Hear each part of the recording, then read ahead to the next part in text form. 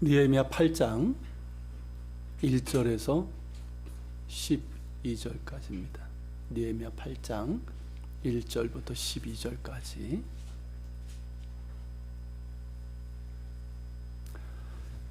자, 찾으신 줄 알고 한 절씩 저와 함께 교독하겠습니다. 이스라엘 자손이 자기들의 성읍에 거주하였더니 일곱째 달에 이르러 모든 백성이 일제히 수문 앞 광장에 모여 각사 이스라엘에게 여호와께서 이스라엘에게 명령하신 모세 율법책을 가져오기를 청하매,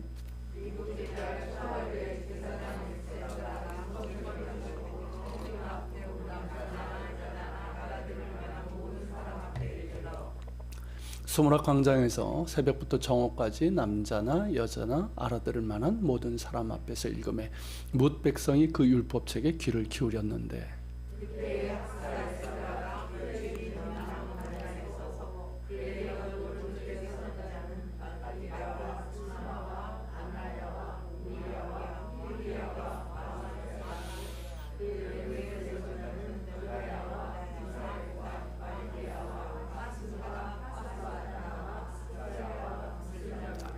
에스라가 모든 백성 위에 서서 그들 목전에 책을 펴니 책을 펼 때에 모든 백성이 일어서니라.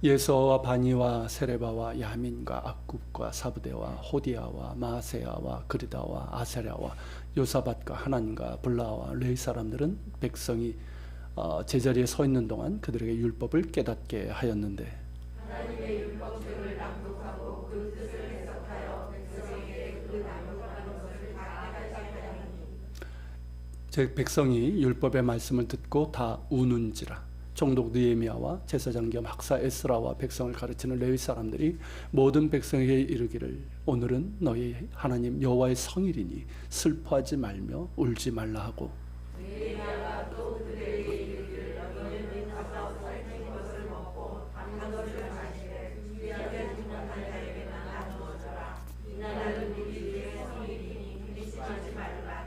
여호와는 가장 또한 너희를 너희의 남이니라 하고. 레위 사람들도 모든 백성을 정숙하게 하여 이르기를, 오늘은 성일이니 마땅히 조용하고 근심하지 말라 하니,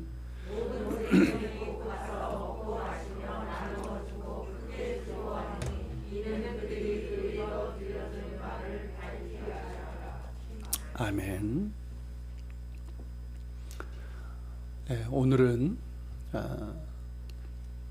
이제 추수감사주일이고, 우리 교회는 사실 이제 10월 달에 셋째 주나 넷째 주 했는데 좀 늦춰서 했죠. 근데 늦춰서 했는데도 좀 상황이 좀 나아지지 않을까 해서 좀 늦췄는데, 역시 상황은 이제 코로나의 상황이 장기화되고 있고, 그래서 이 코로나로 인해서 추수감사주일은 예년과는 다를 수밖에 없게 되었습니다. 추수감사절은 이 부활절 성탄절과 더불어서 교회 중요한 절기잖아요. 그리고 이제 한 해 동안에 이제 하나님께서 주신 은혜에 대한 감사기 때문에 다른 절기들보다 더욱더 이제 풍성하고 다채롭게 그렇게 이제 준비를 하고 그렇게 드립니다. 그래서 이제 우리도 장식을 했지만 이렇게 과일로 이렇게 장식도 하고 교회 안도 밖에도 하고, 그리고 이제 교회 학교와 남녀 선교회 그런 이제 찬양, 율동, 드라마가 들어지기도 하고, 그리고 이제 떡과 과일 그런 풍성한 애찬 이렇게 같이 나누었습니다. 예전에 제가 섬기던 청년 때 섬기고, 그리고 이제 교육전도사, 전도사 이렇게 좀 섬겼던 그 교회는 더욱더 그러했는데, 그 담임 목사님이 취향이 좀 그래요. 이렇게 풍성하고 다채롭게 꾸미는 걸 참 좋아하셔요. 그래서 이제 그때 전도사님이 그 곤지암에 살고 계셨는데, 거기까지 가가지고 이 볕단 있잖아요.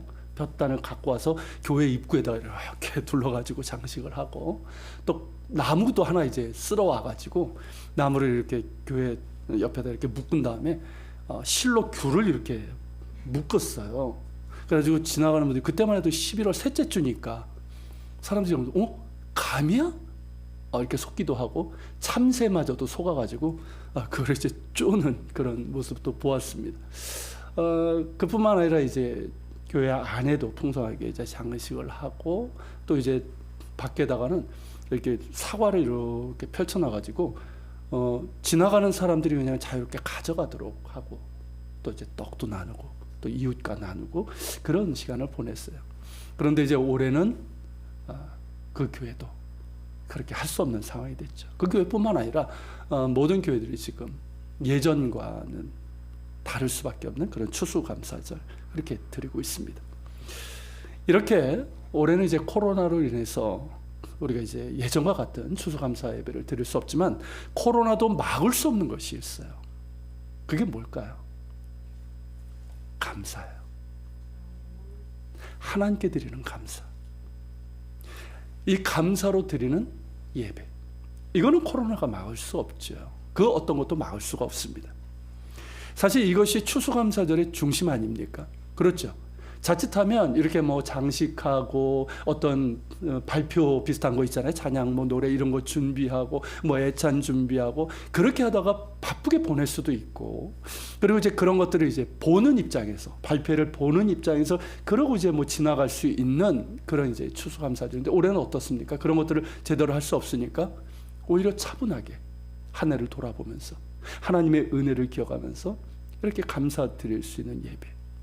어떤 면에서는 더 좋지 않나 그런 생각도 들어요.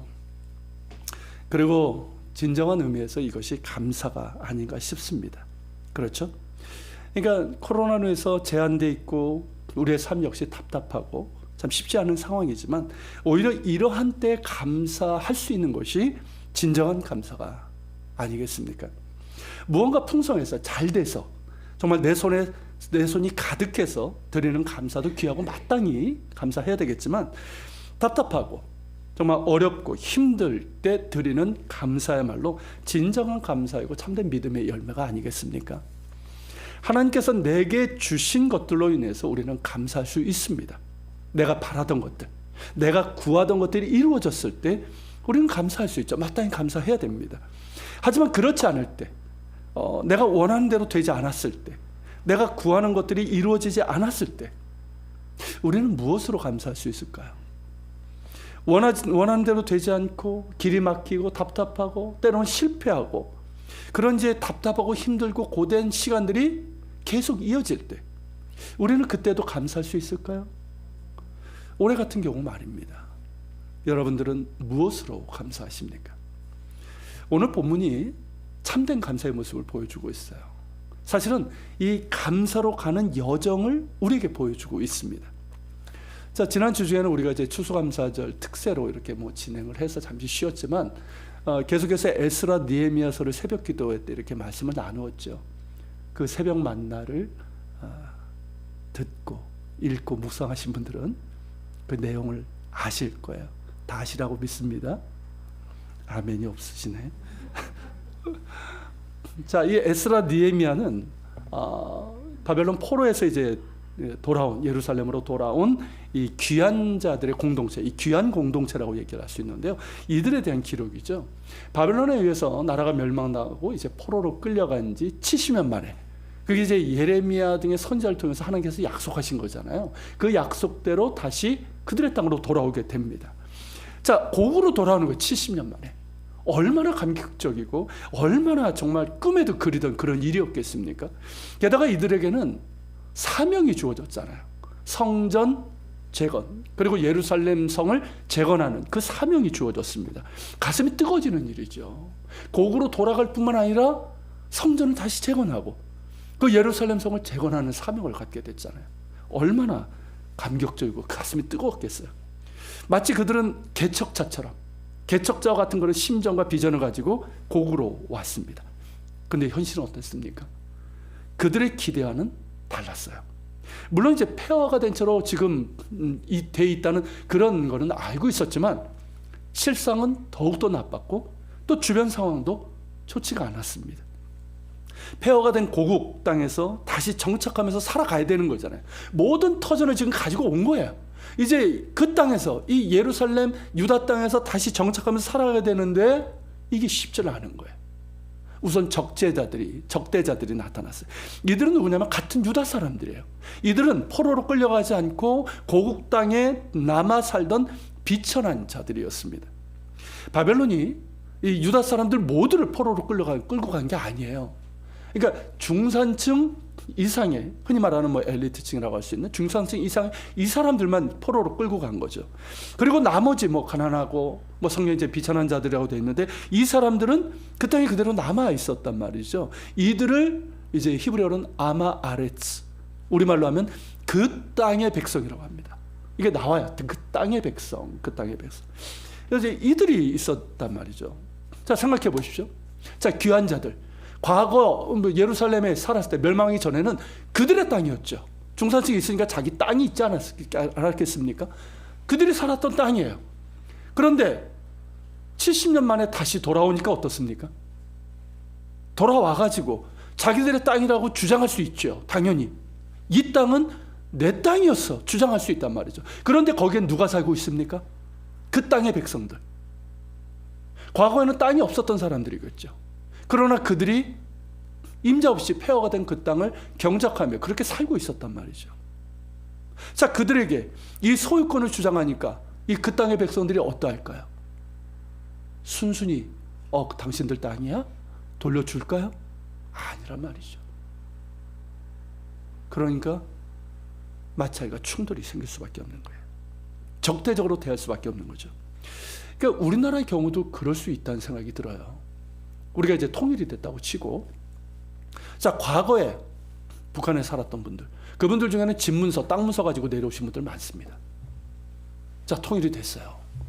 그래서 북한 딱 가가지고 뭐 원산 어디 가가지고 이 땅은 내 땅이 하면서 땅문서를 가지고 주장하면 어떻게 될까요? 거긴 북한에서 계속 살던 사람들이 있잖아요. 그 사람들은 어떻게 할까요? 여러분, 이게 쉬운 문제가 아니에요. 그래서 어떤 면에서 보면 통일이 되기 전에 좀 이 부분도 해결해야 되지 않나 그런 생각이 듭니다. 그래서 이제 지금도 그런지 모르지만 과거 그 예수원 아시죠? 대천덕 신부님, 그분을 중심으로 해서 이 북한에서 살던 분들이 땅 문서를 이제 포기하는 그 운동을 이제 전개한 적도 있어요.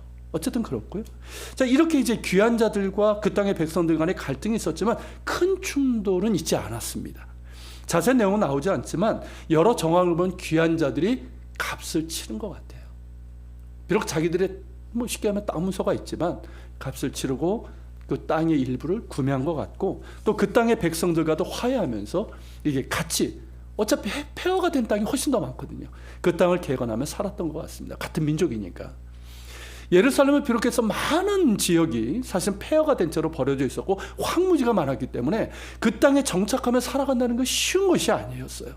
그리고 성전 건축을 해야 되잖아요. 그렇죠? 이게 쉬운 일입니까? 처음에 기초를 놓는 거는 그래도 잘 됐지만 어떻게 됩니까? 적들의 방해가 있었잖아요. 얼마나 집요하게 방해를 하는지 몰라요. 그래서 어려움을 겪고 또 뭐 페르시아 정부에 고발당하다 보니까 페르시아 왕 그 일을 잘 모르는 이제 후대 왕이죠. 공사 중지해. 이러면서 지연되고 중단되고 그런 일들이 계속 반복이 됐어요. 성벽 재건 공사도 마찬가지였고요. 자, 자신들의 사명이기 때문에 성전 건축과 성벽을 재건 공사하는데 힘썼지만 적들의 이런 집요한 방해가 계속 이어지고 어려움을 겪으니까 차츰 어떻게 될까요? 그 사명감과 이 열정이 식어져 버리고 말았습니다.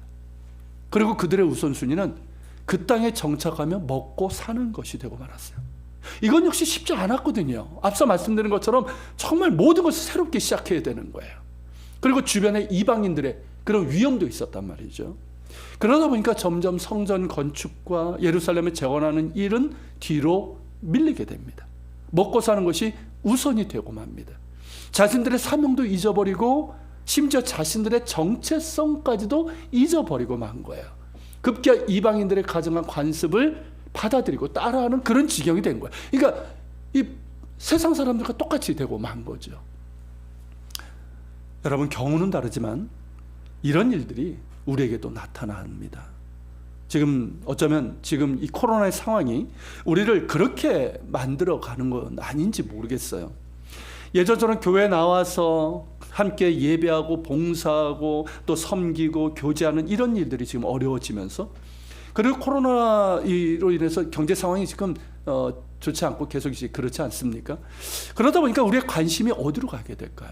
먹고 사는 일, 쉽지 않으니까 먹고 사는 일에 우리의 관심이 우선시되고 교회에 대한 관심, 예배와 신앙과 영적인 일에 대한 관심은 뒤로 가게 되는 것은 아닌가 싶습니다. 그렇게 되면 자칫 영적인 나태함이 올 수가 있어요. 그리고 영적 침체에 빠질 수도 있습니다. 그리고 영적 무기력, 심하면 어떻게 될까요? 영적인 무관심에까지 이를 수 있게 되는 거예요. 그러면 내가 누구인지, 내가 누구에게 속했으며 무엇을 위해서 살아가야 되는지를 다 잊고 마는 것이죠. 세상 사람과 똑같이. 사실 이렇게 되는 것이 가장 염려스러운 것이고, 그렇게 되지 않도록 주의하고 다시 신앙에 열심을 내고 하나님의 일, 영적인 일에 관심을 가지고 살아가야 할 것입니다. 귀한 자들은 그렇게 힘겨운 상황으로 인해서 자신들의 정체성과 사명을 잊어버리고 이방인들과 똑같은 삶을 살았어요. 영적인 침체와 태보 가운데 있었고 영적인 무기력 가운데 있었습니다. 사실 이것이 죄를 짓는 것보다 더 심각한 일인지 모르겠어요. 그렇지 않습니까? 그런데 1절에 보면 7째 달에 이르러 모든 백성이 일제히 예루살렘 수문학 광장에 모였다고 그랬어요. 자, 일제히 백성들이 모였다고 그랬는데 이걸 히브리어 원문으로 보면 스스로 모였다는 뜻이에요. 그러니까 백성들이 누군가가 느헤미야나 에스라가 다 모이시오 해서 모인 것이 아니라 그들 스스로 자발적으로 예루살렘 수문학 광장으로 모였다는 것이죠. 그리고 이제 그들이 학사 에스라에게 청합니다. 뭘 청합니까? 하나님께서 우리 이스라엘에게 주신 모세 율법책이 있지 않냐. 그러니까 모세 오경이라고 하는 그 성경이죠. 이걸 가져오기를 청합니다. 이건 역시 그들 스스로 한 거예요. 자, 그들 스스로 모였고 그들 스스로 모세 율법책, 즉 이 성경을 가져오기를 청했다는 것인데 여러분 이것이 무엇을 의미하는 걸까요? 왜 그들 스스로 예루살렘에 모였을까요? 왜 그들은 스스로 예루살렘에 모여서 에스라에게 성경을 가져오기를 청했을까요? 물론 그때는 이제 나팔절, 속죄일, 초막절로 이어지는 절기이기도 합니다. 하지만 이렇게 스스로 모인 적은 없어요. 이렇게 일제히 모든 백성이 모인 적은 없었단 말이죠. 왜일까요? 왜 이들이 이렇게 스스로 모이고 스스로 또한 이 성경을 가져오기를 청했을까요? 자신들의 영적인 상태를 깨달았기 때문입니다. 자신들이 누군지, 내가 누군지, 누구에게 속한 사람인지를 깨달은 것이고 자신의 영적인 상태를 깨달은 거예요. 여기에는 에스라와 느헤미야의 역할이 컸죠. 물론 하나님께서 그들을 통해서 역사하신 것이 분명합니다. 에스라는 성전 공사 후에 백성들에게 어떻게 합니까? 율법을 낭독하면서 율법을 가르치면서 영적인 갱신을 일으켰잖아요. 그리고 이제 14년이 지났죠. 그리고 느헤미야는 중단되었던 이 성벽 재건 공사를 다시 추진하면서 백성들이 잃어버렸던 것들, 잊어버렸던 것들을 다시 일깨워 주었습니다. 그렇게 성전과 성벽이 완공된 후에 백성들은 비로소 자신들의 영적인 상태를 깨닫게 되는 거예요. 자, 무너졌던 성전과 성벽은 다 재건되었어요. 그런데 무언가가 남아있는 느낌이 드는 거예요. 무언가가. 성전도 재건되고 성벽도 다시 재건되었지만 여전히 무언가 무너진 채로 남아있다는 것을 보게 되는 거예요. 그게 뭡니까 여러분? 무너진 채로 남아있는 것이 자신들의 영적인 모습인 거예요. 침체되고 피폐하고 무기력한 상태로 그렇게 무너져 있는 자신들의 모습을 보게 된 거죠. 여러분, 성벽보다, 이 성전보다, 성벽보다 사실 더 중요한 게 그것 아닙니까? 그렇죠? 우리가 하나님의 백성이라는 것이고 살아계신 하나님의 언약 공동체라는 이 사실이에요. 그런데 자신들을 보니 어떠합니까? 하나님의 백성이라는 정체성, 그 사명도 다 잊은 채로 살고 있어요. 영적으로 침체되고 피폐하고 무너진 채로 있단 말이죠. 이방인들과 똑같이 그렇게 살아가고 있단 말이죠. 이것을 깨닫기 시작한 거예요. 그렇게 자신들의 영적인 상태를 깨달은 게 어떻습니까? 영적인 갈망이 생기기 시작하는 거예요. 여러분, 항상 그렇습니다. 자신의 영적인 상태를 깨달을 때 갈망이 생기는 거예요. 깨닫지 못하면 영적인 갈망이 생기질 않아요. 내가 아무렇지 않다고 생각하거든요. 근데 내가 정말 내 안에 정말 무기력하고 하나님 보시기 합당하지 못한 그런 모습들, 영적인 침체와 그런 모습들이 있다는 것을 정말 깨달으면, 영적인 기갈 상태에 있다는 걸 깨달으면 어떨까요? 갈망이 생기죠. 갈망이 생기죠. 그 갈망이 무엇에 대한 갈망이겠습니까? 하나님의 은혜에 대한 갈망이에요. 할렐루야. 하나님의 은혜를 사모하게 되는 거죠. 그래서 무너지고 피폐하고 위축되고 무기력한 자신들을 하나님께서 긍휼히 여기사 회복시켜 주시기를, 용서해 주시기를 그렇게 구하게 되는 것이죠. 위로받고 싶은 거예요. 얼마나 힘들었겠어요. 생각해 보십시오. 얼마나 힘들었겠어요. 위로받고 싶은 거예요. 얼마나 답답합니까? 살고 싶은 거예요. 숨 쉬고 싶은 거예요. 다시 일어서고 싶은 거죠. 다시 하나님의 백성으로 살아가고 싶은 거예요. 그저 무엇을 먹을까 마실까 입을까 그런 생활의 염려 속에 꽉 묶여가지고 그렇게 살아가는 존재가 아니라 하나님의 백성답게 하나님의 영광을 구하며 하나님의 나라와 의를 구하며 그렇게 살아가고 싶은 거예요. 그러기 어떻습니까? 말씀을 듣고 싶은 거예요. 여러분, 그전까지는 영적인 깨달음이 없을 때는 말씀을 듣고 싶은 생각도 없어요. 근데 이제는 말씀을 듣고 싶은 거예요. 왜입니까? 하나님의 말씀을 들을 때 살 수 있기 때문입니다. 하나님의 말씀은 우리에게 위로하심을 주십니다. 그 위로가 뭡니까? 나는 형편없는데 깨닫는 거죠. 나는 이렇게 형편없고 나는 이렇게 죄인인데 불순종하는데 하나님은 여전히 나를 사랑하신다는 거 아닙니까?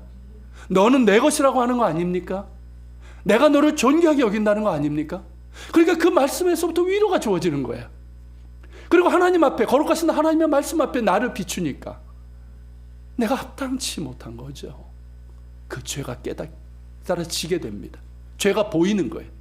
그러니까 회개하게 되고, 그러면서 회개하니까 어떻습니까? 더 크신 하나님의 은혜가 임하죠. 그러니까 다시 일어설 수 있는 힘이 주어지는 겁니다. 그러니까 말씀을 듣기를 청하는 거예요. 하나님께서 우리에게도 이런 영적인 깨달음과 은혜에 대한 갈망을 부어주시기를 소망합니다. 그래서 여러분들 여기 오신 거 아니에요. 그리고 여기 오지 못하시고 가정에서 예배를 드리실 거라고 제가 믿고 있습니다만은, 모든 교우들도 이러한 정말 자신의 영적인 깨달음, 그리고 정말 하나님의 은혜에 대한 갈망을 하나님께서 그 심령 가운데 부어주시기를 소망합니다. 그리고 이 기도는 제가 계속 기도하게 돼요. 여러분을 위해서도 기도하게 되지만 저 자신을 위해서도 기도하게 돼요. 저도 또 여러분들과 똑같이 연약한 인간 아닙니까? 코로나 상황이 장기화되면서 자칫 영적으로 나태해지기 쉽고 침체되고 무기력해지기가 쉽습니다. 우리의 마음을 지치게 하는 거예요. 그렇지 않습니까? 먹고는 살잖아요. 물론 그것도 힘든 그런 경우도 많아지지만 무엇보다도 우리의 마음을 지치게 하고 우리의 삶도 힘들게 하지만 영적으로 무기력하게 만드는 그런 상황인 것 같아요. 여러 가지로 힘든 상황이지만 그로 인해서 우리가 정말 영적인 나태함이나 영적인 침체, 무기력 가운데 빠지지 않도록 하나님 우리를 붙들어 주시기를, 여러분들과 저를 붙들어 주시기를 그렇게 구하고 있습니다. 혹시라도 영적인 침체와 무기력, 정말 영적인 무관심에까지 이르렀다면 하나님께서 긍휼히 여기사 그 영혼을 다시금 일깨워 주시고 하나님의 은혜에 대한 갈망을 부어주시기를 그렇게 간구하고 있습니다. 우리가 진정으로 위로받고 다시 일어설 수 있고 다시 살 수 있는 길은 오직 하나님의 은혜로만 됩니다. 우리가 그 찬양의 가사 있잖아요. 은혜 아니면 나 서지 못하네. 그 찬양 우리 처음에 불렀을 때 우셨죠? 저도 그랬어요. 안다는 거예요. 우리가 안다는 거예요. 은혜가 아니면, 하나님의 은혜가 아니면 내가 설 수가 없는 거예요. 내가 살아갈 수가 없는 거예요. 우리를 사랑하신 하나님의 은혜만이 우리를 진정으로 위로하고 힘주시고 살게 하십니다.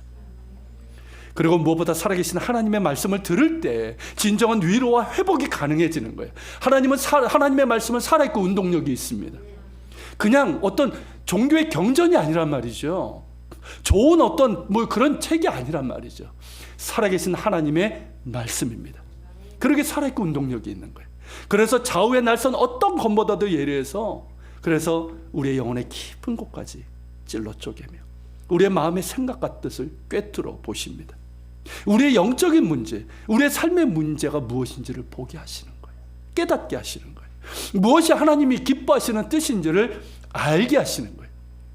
그래서 그 말씀이 우리를 고치시고 새롭게 하시고 위로하시고 새 힘을 주시고 회복시켜 주십니다.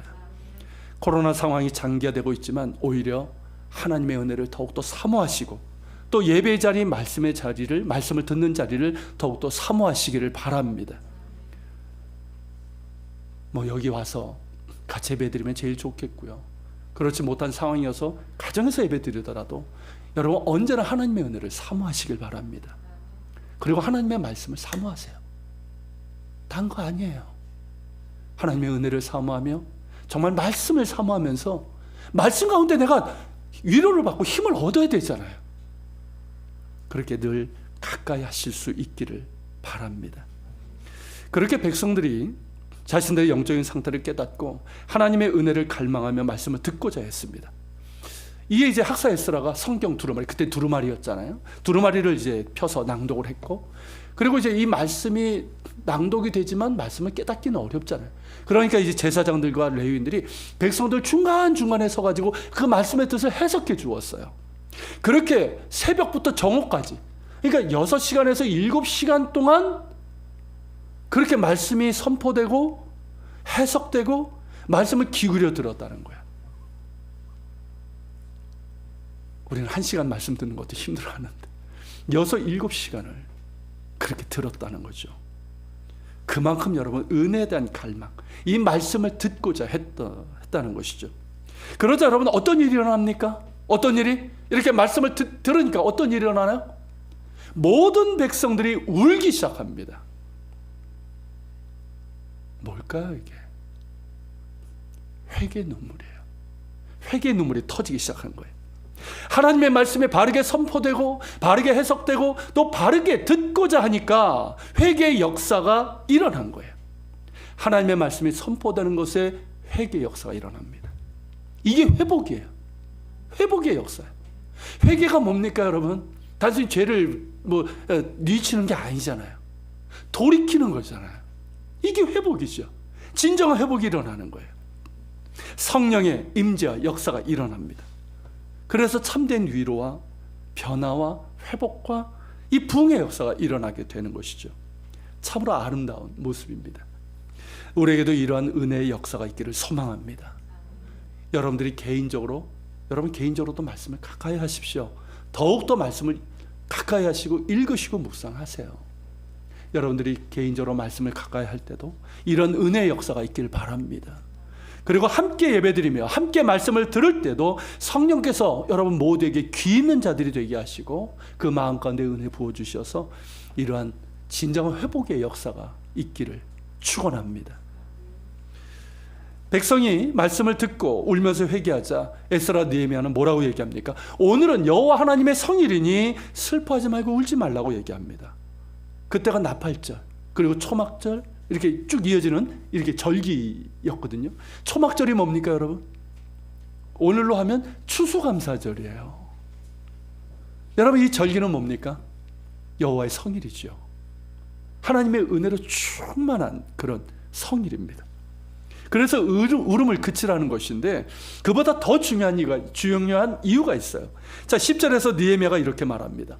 이날은 우리 주의 성인이니 근심하지 말라. 그 다음이 중요해요. 여호와로 인하여 기뻐하는 것이 너희의 힘이니라. 여호와로 인하여 기뻐하는 것이 너희의 힘이니라. 하나님으로 인하여 기뻐하는 것이 우리의 힘이라는 겁니다. 무슨 뜻입니까 여러분? 하나님을 기뻐한다는 것이 뭐예요? 하나님으로 인해서 기뻐한다는 것이 우리의 죄가 사해졌다는 것이죠. 할렐루야. 너희 죄가 주홍같을지라도 흰눈같이 되게 하리라는 말씀처럼 회개하는 자의 죄를 용서하시고 정결하게 하시는 하나님의 은혜로 인해서 이제는 기뻐하라는 거예요. 이제는 기뻐하라는 거예요. 그렇습니다 여러분. 우리가 하나님을 기뻐하는 것은 우리의 죄를 용서하시는 분이시기 때문입니다. 자신의 죄를 진실한 마음으로 회개하는 자에게는 동이 서에서 먼 것처럼 그 죄를 옮기심으로 용서하시는 하나님이시기 때문입니다. 우리는 그 하나님으로 인하여 기뻐합니다. 죄로 인해서 죽을 수밖에 없는 우리의 죄를 사하시고 구원하시기 위해서 독생자 예수 그리스도를 내어주신 그 사랑으로 인해서 우리는 기뻐합니다. 악하고 게으르고 교만하고 불순종하는 우리를 참아주시고 기다려주시고 오히려 우리가 진토임을 하시고 우리의 연약함을 아시고 긍휼히 여기시고 돌이켜주시는 그런 은혜를 주시는 우리 아버지 하나님으로 인해서 우리는 기뻐합니다. 우리를 사랑하셔서 이 땅에 오셨고 또 십자가에 달려 죽으시고 부활하셨으며 세상 끝날까지 우리와 함께 하시는 우리 주 예수 그리스도의 은혜로 인하여 우리는 기뻐합니다. 지금도 하나님 보좌 우편에서 우리를 위해서 중보하시고 보혜사 성령님을 통해서 우리와 함께 하시고 우리를 위로하시고 우리를 의의 길로 생명의 길로 진리의 길로 인도하시는 우리 주님으로 인해서 기뻐합니다. 하나님으로 인해서 기뻐하는 것이 우리의 힘입니다. 우리의 힘은 하나님을 기뻐하는 거예요. 우리의 힘의 원천은 우리를 사랑하시는 주님을 기뻐하는 데 있습니다. 여러분, 하나님을 기뻐하는 자들이 되십시오.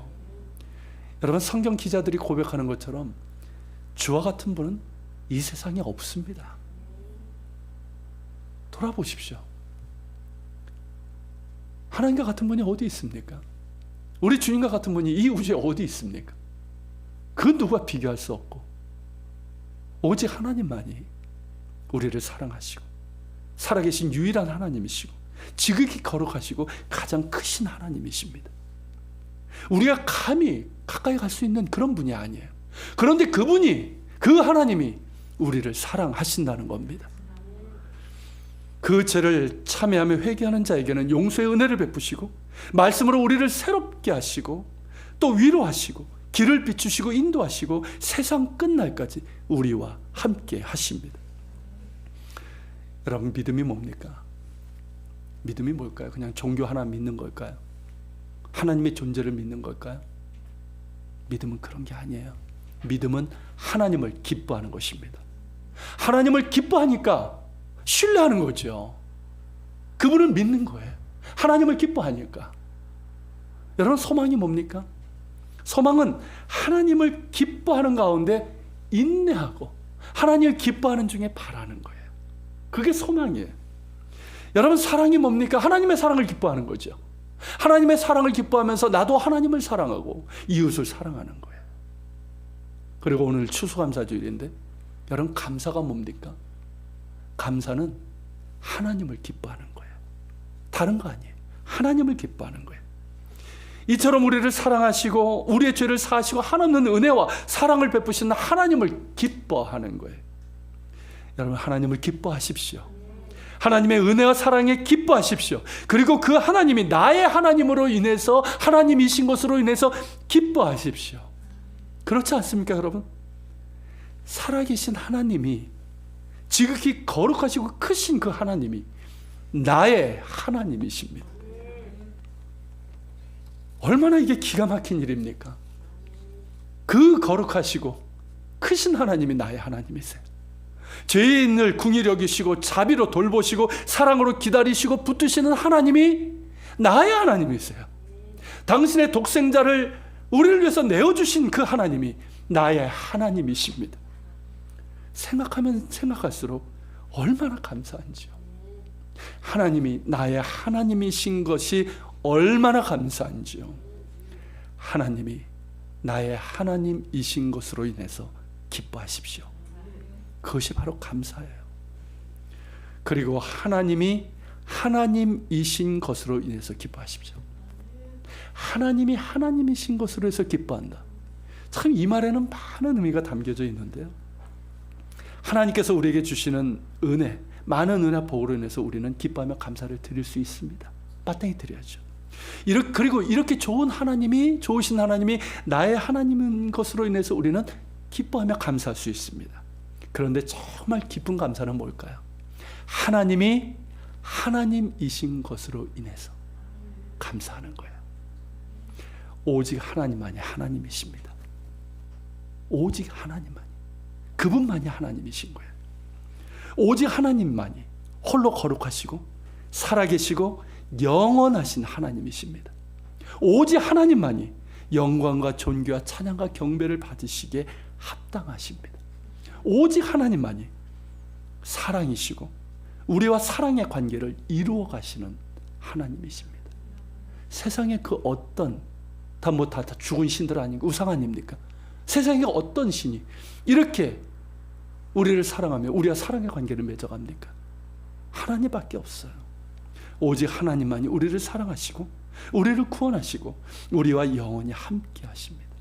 하나님 외에는 없습니다. 하나님만이 하나님이시고 내가 그 하나님을 알고 그분과 사랑 가운데, 그분의 사랑 가운데 있다는 것이 얼마나 감사한지요. 여러분, 하나님이 하나님이신 것으로 인해서 기뻐하십시오. 이것이 감사이고요, 가장 깊은 감사이고 모든 감사의 원천이에요. 우리가 이것으로 인해서 정말 감사할 수 있다면 여러분은 어떤 상황 가운데서도 감사할 수 있게 될 것입니다. 하나님이 하나님이시기에, 그 하나님이 나의 하나님이시기에 우리는 감사할 수 있는 거예요. 하나님을 기뻐하십시오.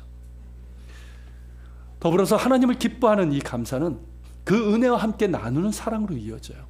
에스라 느헤미야는 하나님의 성인을 슬퍼하지 말고 하나님으로서 기뻐할 것을 말했습니다. 그리고 더불어서 이제 가서 음식을 먹으라는 거죠. 지금 정오까지 아무것도 먹지 않았잖아요. 먹고 힘을 낼 수 있도록 단 것을 마시라고 얘기를 합니다. 그리고 가난한 이들, 미처 준비하지 못한 이들에게는 너희 것을 나눠줘서 함께 먹으라고 얘기합니다. 이에 백성들은 어떻게 합니까? 하나님으로 해서 기뻐합니다. 그러면서 먹고 마셨고 뿐만 아니라 준비하지 못한 사람들, 가난한 이들, 그들에게 다 넉넉히 나눠줘서 모든 사람들이 함께 먹고 함께 기뻐하고 함께 감사하는 정말 축제가 될 수 있었어요. 여러분, 이 얼마나 아름다운 감사의 자리입니까? 감사는 여러분 하나님을 기뻐하는 것이고 감사는 사랑의 나눔이에요. 그렇게 이어지는 거예요. 우리 역시 이번에 그런 감사를 드리려고 합니다. 오늘 여러분들이 드린 이 추수감사 예물, 이미 아시는 것처럼 말씀도 드렸고 하나님으로 인하여 우리가 기쁨으로 드린 감사의 예물인 줄로 믿습니다. 이 감사의 예물을 어려운 이들을 우리가 섬기는 데 사용하게 됩니다. 여기역자 안식관을 돕는 일, 그리고 장애인 거주시설, 참사랑 마을을 섬기는 일에 사용할 것입니다. 우리에게 주신 은혜 감사하면서 그 감사가 사랑의 나눔으로 흘러가게 되는 것이죠. 이러한 사랑의 나눔이 있는 감사를 허락하신 하나님께 감사를 드립니다. 오늘 우리가 이제 느헤미야 이 8장을 통해서 이스라엘 백성들이 감사로 나아가는 여정을 보았어요. 삶의 고된 상황과 대적들의 방해로 인해서 자신들의 정체성과 사명을 잊어버린 채 영적인 침체와 무기력, 무관심에 빠졌던 그들이 어떻게 회복되고 어떻게 감사하며 이렇게 사랑의 나눔으로 나아가게 되었는지를 보았습니다. 하나님의 은혜를 사모하십시오. 은혜 없이는 살 수 없습니다. 은혜 없이는 아무것도 할 수 없고 은혜 없이는 아무것도 의미가 없어요.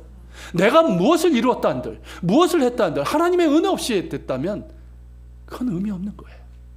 오직 은혜만이 우리를 의미 있게 합니다. 여러분, 힘들고 답답하고 영적으로 가라앉고 무기력해지는 것 같으면 더욱더 하나님의 은혜를 사모하시고 특별히 하나님의 말씀에 귀를 기울이시길 바랍니다. 말씀을 들어야 삽니다. 말씀을 들어야 위로가 임하고 하나님의 뜻을 깨닫고 영적인 눈도 열리는 거예요. 분별력이 생기는 거예요. 새 힘을 얻게 됩니다. 하나님의 사람으로 살아가게 되는 거예요. 말씀을 들으며 하나님 앞에 합당하지 못한 죄가 생각나거든 깨닫게 하시거든 회개하십시오. 진실한 회개의 기도를 하나님께 드리십시오. 반드시 용서하시고 깨끗하게 해주십니다. 그리고 하나님으로 인해서 기뻐하십시오. 하나님께서 주신 것들로 인해서 감사할 뿐만 아니라 하나님의 은혜와 사랑으로 인해서 기뻐하십시오. 나아가 하나님이 나의 하나님이신 것으로 해서 기뻐하십시오. 생각할수록 기가 막힌 은혜 아닙니까? 어떻게 나의 하나님이 될 수가 있어요? 그렇지 않습니까? 내가 그만한 자격이 있어요? 내가 그만한 어떤 뭐 자격이 있고 어떤 그런 선한 일이 한 적이 있습니까? 아무리 생각해도 나는 자격이 없어. 그런데 자격 없는 내가 그분의 자녀가 됐고 하나님이 나의 하나님이라는 거죠. 이게 얼마나 기가 막힌 은혜입니까? 여러분, 하나님이 나의 하나님이신 것으로 해서 기뻐하십시오. 그리고 말씀드린 것처럼 무엇보다 하나님이신 것으로 인해서 기뻐하고 감사할 수 있는 깊은 감사로 여러분들이 들어갈 수 있기를 바랍니다. 인간의 말로, 제 말로는 편하게 참 한계가 많은 거예요. 그렇지만 여러분들이 정말 하나님이 하나님이신 것으로 인해서 여러분들이 감사할 수 있다면 여러분들은 깊은, 정말 흔들리지 않는, 인생의 어떤 가뭄과 풍파가도 흔들리지 않는, 마치 시냇가에 심은 나무처럼 흔들리지 않고 열매를 맺고 푸르름을 유지할 수 있는 그런 복 있는 사람들이 되실 겁니다. 하나님을 기뻐하십시오. 하나님을 기뻐하십시오. 이것이 우리의 힘입니다. 같이 기도하겠습니다. 오늘 말씀을 기억하면서 기도합시다. 하나님, 오늘 우리가 추수감사의 예배를 드리고 하나님께 감사의 고백을, 감사의 예물을 드렸습니다. 주님, 우리가 하나님께서 주신 어떤 것으로 해서 감사합니다. 하지만 모든 것이 하나님의 은혜임을 우리가 합니다. 그리고 하나님, 오늘 본문에서 본 이스라엘 백성들처럼 우리 자신의 영적인 상태를 보게 하여 주옵소서. 깨닫게 하여 주시옵소서. 그리고 하나님의 은혜에 대한 갈망을 부어주시고 그 은혜의 갈망이 하나님의 말씀을 듣고자 하는 그 갈망이 되게 하여 주옵소서. 그래서 우리를 회복시켜 주시고 그리고 우리를 사랑하시고 우리를 붙드시는 하나님의 은혜와 사랑을 기뻐하게 하여 주옵소서. 하나님으로 인하여 기뻐하게 하여 주옵소서. 하나님이 나의 하나님인 것으로서 기뻐하게 하시고 하나님이 하나님이신 것으로 인해서 기뻐하는 이것이 우리의 감사이고 우리의 힘이 되게 하여 주시옵소서. 우리 같이 여러분 각자의 마음의 고백으로, 입술의 고백으로 기도하며 나아갑시다. 살아계신 하나님,